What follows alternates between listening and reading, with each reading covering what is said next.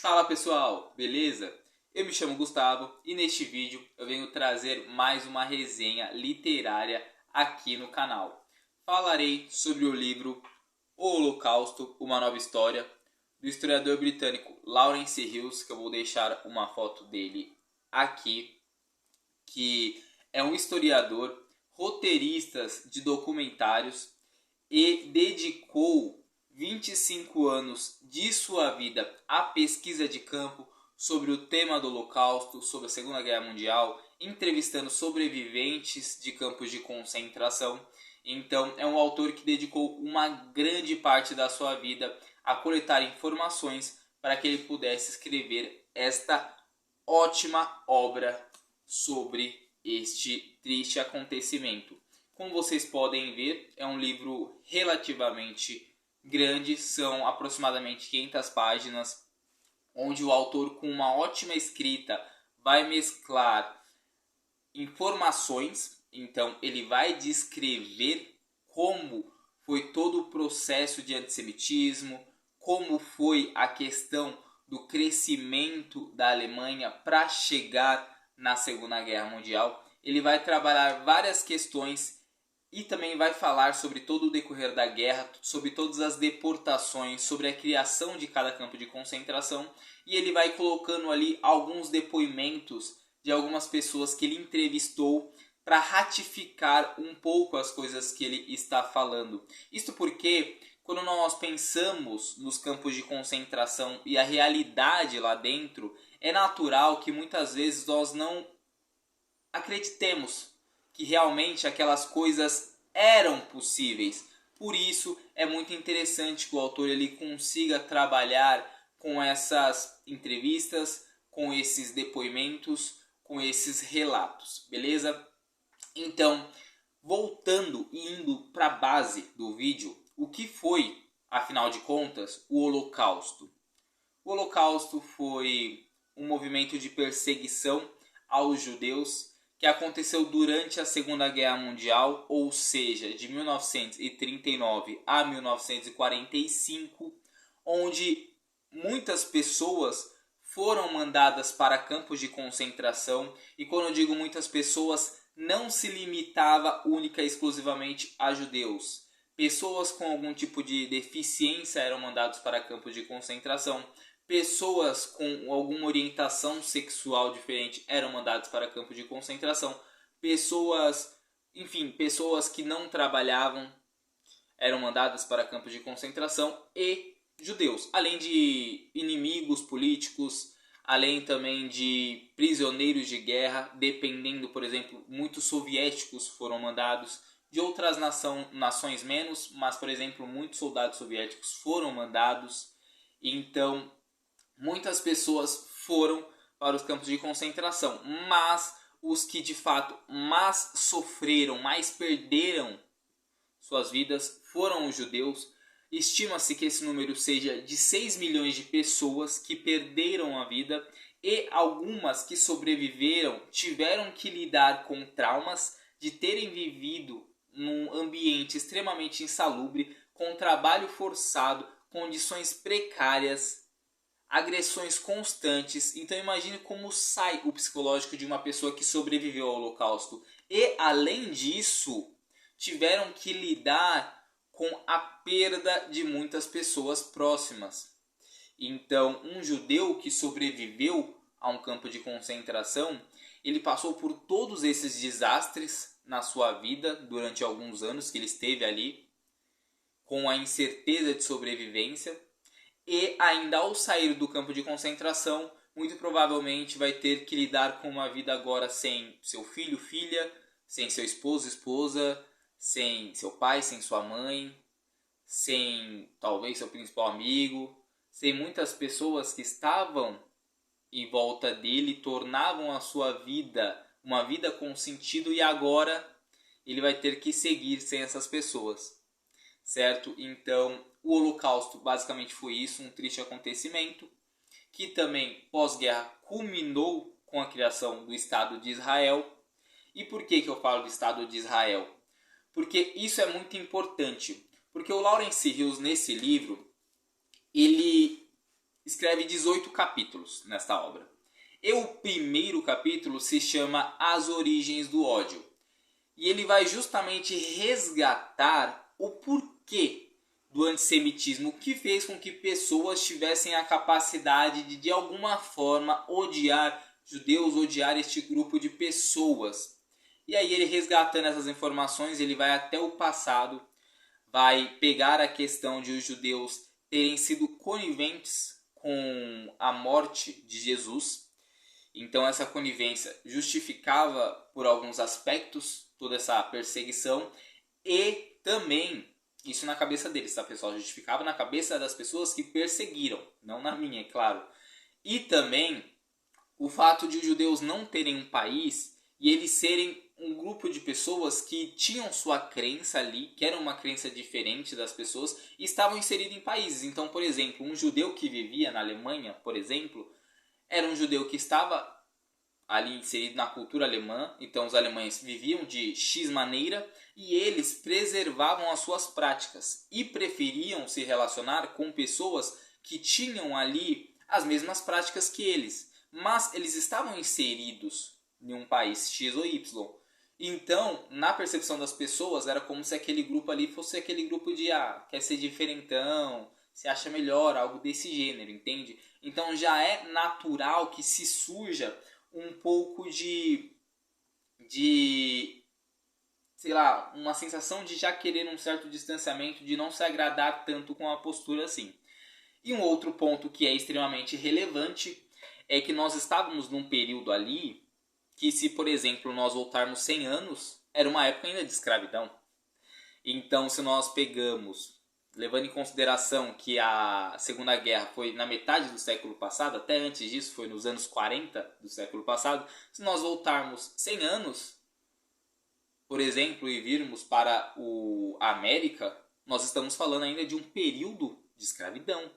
No caso, 1840 na América. Se voltasse 50 anos, nós estaríamos falando do momento que o Brasil acabou de abolir a escravidão ali. Então, era ainda próximo das pessoas a questão de uma pessoa é melhor, a outra é pior e eu posso subjugar. Isso ainda era algo que estava dentro da criação de muitas pessoas, do pensamento de muitas pessoas. É que nem hoje.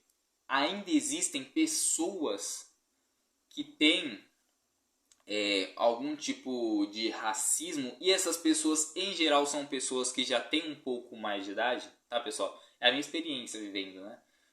E elas cresceram ainda numa época onde isso era natural. Então você pega uma pessoa de 90 anos hoje, talvez ela ainda tenha um pouco, porque quando ela cresceu lá atrás, ela tinha mais proximidade com isso. Porque essa pessoa de 90 anos, ela nasceu nos anos 30.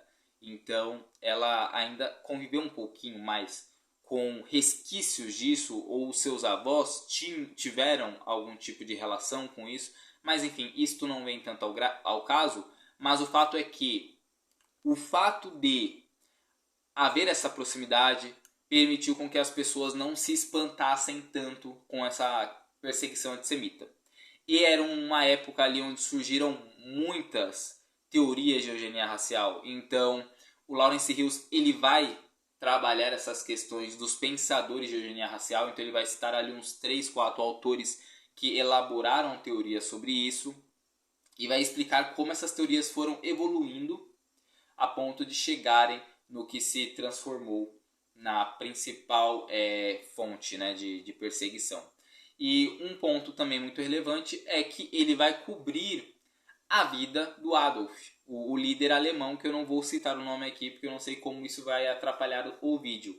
Mas ele vai pegar o Adolf desde o final da Primeira Guerra Mundial e ele vai acompanhando passo a passo o que ele foi fazendo. E não apenas o Adolf, mas ele vai acompanhar também como foi a Alemanha nesse período. E ele vai meio que comparando os dois e tal, e vendo quanto que o Adolf inicialmente não conseguia interferir, mas o quanto ele foi ganhando notoriedade, principalmente ali no momento em que ele tentou dar o golpe, não conseguiu, foi preso. Ao ser preso, ele participou de um julgamento, e no julgamento que ele participou, ele deveria se defender e talvez pedir desculpas. E o que ele fez foi atacar, foi com o seu discurso inflamado, movimentar o sentimento das pessoas para a pauta que ele estava trazendo ali. Então, em vez dele chegar lá no tribunal e falar, olha, eu errei, ele começou a gritar, a falar, a expor suas ideias. E dentro da prisão ele escreveu o seu livro, Mein Kampf, que também é muito relevante quando nós pensamos na questão do antissemitismo, porque ali ele expôs o que ele pensava sobre os judeus. E isso foi muito relevante para as pessoas que posteriormente começaram a comprar as ideias dele quando ele saiu da prisão e publicou seu livro em 1925, o ano da publicação do Mein Kampf, certo? Ele vai seguindo sua carreira política. A Alemanha ali numa situação devastada. A Alemanha havia sido penalizada após 1919 com o fim da Primeira Guerra, sendo que ela foi culpabilizada por tudo que havia acontecido. Então ela tinha que pagar várias taxas para outros países, ela tinha que limitar seu exército, ela tinha que limitar sua indústria, ela tinha várias questões ali que impediam com que ela crescesse. Então ela esteve num momento muito complicado ali. E em 1929 acontece a quebra da Bolsa de Nova York. E aí a Alemanha colapsa de vez, porque ela já estava mal das pernas. E aí tem essa crise que se torna basicamente mundial. A Alemanha sofre com isso. E aí é o momento que o Adolf ele consegue chegar ao poder. Em 1933 ele se torna chanceler. Em 1934 o presidente da Alemanha ele acaba falecendo e o Adolf consegue unificar o poder de chanceler e presidência numa única figura e se torna o Führer alemão. Beleza? Então esse é o processo de ascensão do Adolf, que o Lawrence Hughes vai narrar dentro desta obra, é claro, com muito mais detalhes, com muito mais informações. Eu estou apenas passando um pouco do que esse livro tem. E a partir daí ele vai discorrer sobre todo o processo de expansão, o processo de ganha de espaço vital. Era como o Adolf se referia a essa questão de expansão, de anexação de territórios. E isso começa com algumas invasões, que inicialmente os outros países foram permitindo, só que em determinado momento, em 1939, eles invadem a Polônia e aí acaba a paz. Começa a Segunda Guerra Mundial. Ele vai discorrer sobre como inicialmente a Alemanha ela conseguiu de fato vencer várias batalhas muito relevantes. Ela já tinha ali o pacto de não agressão com a União Soviética, ela quebra esse pacto no final de 1941 e inclusive é um momento onde as coisas vão mudar de rumo, porque a partir de 1942 a Alemanha, que até então só havia experimentado vitórias e expansão, ela começa a retroceder, até que em 1945 vai culminar no final que nós já sabemos. Mas o que eu estou dizendo até agora basicamente são questões de Segunda Guerra Mundial. E o foco do livro não é esse. Então, todas essas informações que eu passei, elas vão ser expostas dentro dessa obra, mas o Lawrence Hughes ele não vai passar o livro inteiro enfatizando essas informações. Ele só vai passando para contextualizar os leitores e nós conseguirmos entender em que processo da guerra nós estamos. Mas o foco dele dentro da obra vai estar sendo falar sobre os campos de concentração, sobre como era lá dentro, sobre como aumentaram em determinados momentos o número de exportação de judeus para os campos de concentração. Ele vai falar sobre a criação do primeiro campo, do segundo campo, do terceiro campo. Ele vai fazendo assim cronologicamente qual campo veio primeiro, qual campo veio depois. Este livro ele é cronológico, então ele começa em X ano e vai indo. Ele não tem intercalação, ele não vai para o futuro depois volta ao passado. Não, ele é bem cronológico, isso eu acho inclusive muito bom. E ele vai falar sobre vários campos de concentração, porque nós estamos acostumados a pensar só no campo de Auschwitz, mas ele é apenas um dos campos. É claro que o principal, o que mais vitimou vidas, sim, mas só na Polônia, além de Auschwitz, tinha o campo de Treblinka, tinha o campo de Sobibor, tinha o campo de Belzec, tinha o campo de Majdanek. Na Alemanha havia o campo de Bergen-Belsen, havia o campo de Dachau. Então haviam vários campos de concentração que nós talvez nunca nem sequer ouvimos falar, mas que haviam ali e que neles aconteceram inúmeras atrocidades também. Então toda essa questão de trabalho forçado, toda essa questão de perca de vidas não se concentrou em Auschwitz. Ela foi diluída entre vários campos de concentração e o Lawrence Hills vai explorar muito essa questão, além também de falar sobre a questão dos experimentos que eram feitos nos campos de concentração. Como assim experimentos? Era a pseudociência dos alemães. Então, por exemplo, nós conhecemos, pelo menos esse nome a mim é mais popular, o médico alemão Mengele, que fez vários experimentos dentro dos campos de concentração para conseguir usar de cobaia judeus para que ele conseguisse fazer experiências e estudos, né? E o Lawrence Hills ele vai explorar essa questão, não vai falar só sobre o Mengele, ele vai falar sobre outros médicos.